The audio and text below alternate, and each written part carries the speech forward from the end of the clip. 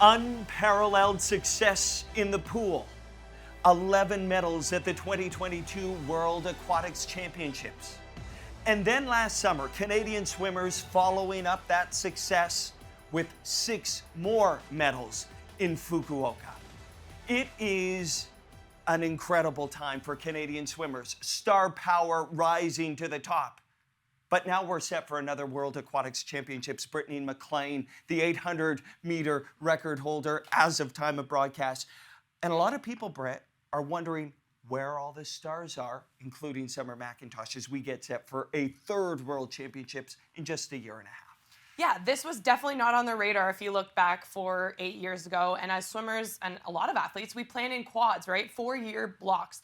This one was a kind of a change in schedule based on that COVID cycle. And so these host countries were very, as rightfully so, they're deemed eligible to host and they're going to still host. These events were very crucial for other sports to be able to have their Paris qualification. And so the event rolls on. But it means that a lot of people have chosen to opt out. We won't see Josh Leando, Ilya Haroun. That has been so fun to watch those two neck and neck in the butterfly on the men's side. Speaking of butterfly, no Maggie McNeil, no Summer McIntosh. So completely new roster for the most part for our butterfly specialists here in Doha. We also are not going to get to see Kylie, as you mentioned. We're not going to get to see Penny. We haven't seen Penny swim all year. So there's a little bit of a changing of the guard. But I think what excites me the most is about focusing on the positives. What are we going to get to see? Sure. Who are we going to get to see? Right. Which gets me really pumped up. So let's get into that. There are a few names that stand out to me, and you and I talk about this all the time in the newsroom. So let's give the audience a little bit of an inside look into those conversations. I'll throw out a name, Taylor Ruck. What a moment for her. Yeah, I think for Taylor, this is exactly what she needs. She has come off injury. She was not at the last couple championships. She's kind of slowly made her way back on the national team, swam some relays, but this is exactly what she needs to do. She's got to gain confidence. She's got to get reps in for racing. So for her, this is perfect. She's going to come, she's going to perform, she's going to see where she's at and what this next 6 months look like. Another name on that space with the same position, Rebecca Smith. She is someone that has been one of the pillars of our women's relay, but not on this last couple World Championships team. Started nursing school, an incredibly strong athlete. I am so excited to see where she's at because that women's relay has been a little bit of a question mark in the last few years between injuries, between retirements, between kind of a changing of the guard. Right. So if we can get those two women back in either par or close to their best, our Canadian women are back where they need to be. How big could this meet be for somebody like Ingrid Wilm? I love this meet for Ingrid Wilm. Kylie's not there. Kaylee McEwen's not there. The backstroke races are wide open. She's been a double finalist from last year. She's going to swim the 50. She's going to swim the 100. She's going to swim the 200. To me, this Ingrid Wilm move is exactly what she needs to prepare herself for Olympic trials. She's still yet to be on an Olympic team. So this year holds a lot of pressure for her. It's not going to be about going through the motions the same way a Kylie or a Maggie or even a Summer at this point can do. For so long, Brett, we've talked about the men's program lagging behind the women's program. Any men's swimmers on the Canadian side that you want to see really excel at this meet? Yeah, it's definitely a young and developing men's team here, which is great, but it's a full roster. So what I mean by that is it's not like, it's only 2 or 3 of them. We're bringing a good set of men that are going to get to come up and compete. I'm really excited about Lauren Wigginton. He's going to come up down the road. I think he needs a few years still to be world class necessarily, but that's a name I want you guys to keep an eye on. He swims those mid-distance. 400 IM is one of his specialties. But speaking of the IM, Finley Knox, he came off the Pan Am Games, exceptional performance, wins that altogether. But at the World Championships and Olympic stage, he is still on the outside looking in. He's come 9th, he's come 17th. So for him to take this event and say, I need to know in prelims what it takes to make a final. I need to stand up in the morning and perform. So to me, this is a Finley Knox playground.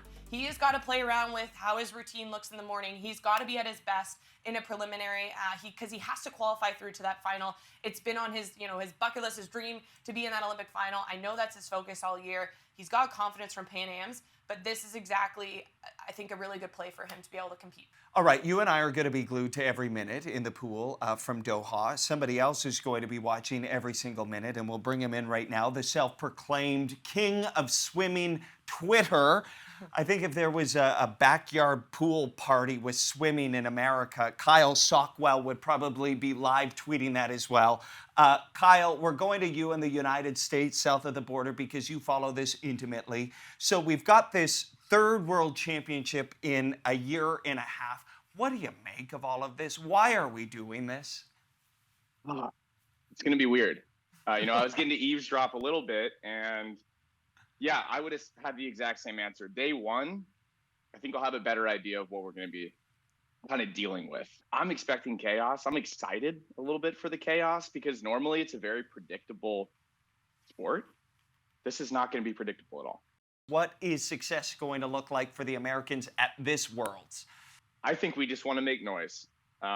We are in a very different spot than we normally are. We're coming off of World Championships that had a lot of drama around it, and the Australians looked incredible. Anyone that tells you they didn't is lying to your face. You should no longer trust them. They looked incredible. And sitting here as an attempting to non-be biased type guy in the U.S. and kind of cover everything, normally it was a weird thing for me to watch as a kid that watched that 2008 Beijing 400 freestyle relay with all this patriotism. I think the U.S. is going in here. We want to shake some things up. We want to remind people that, we are that team that had Phelps, that had that 400 freestyle relay, that has Katie Ledecky, that has Caleb Dressel, that has all of these stars and a huge, powerful system in the U.S. that can bring people up like me that did the 2-week gap and taper thing at districts, high school, regionals and state, but also bring up stars like Ledecky and Dressel and really young talent. Also, I mean, we've got a ton of people that I think are going to jump out of nowhere at Olympic trials. I'm assuming that that's going to happen all over the entire world. But long story short, we want to make noise. We want to remind people that we're in this fight and that it's not just Australia, although Australia looks pretty good. It's going to be riveting. Kyle, brilliant perspectives from you. We'll be watching, following along. So grateful for your insights, and cheers to another World Championships. Thanks for having me, y'all.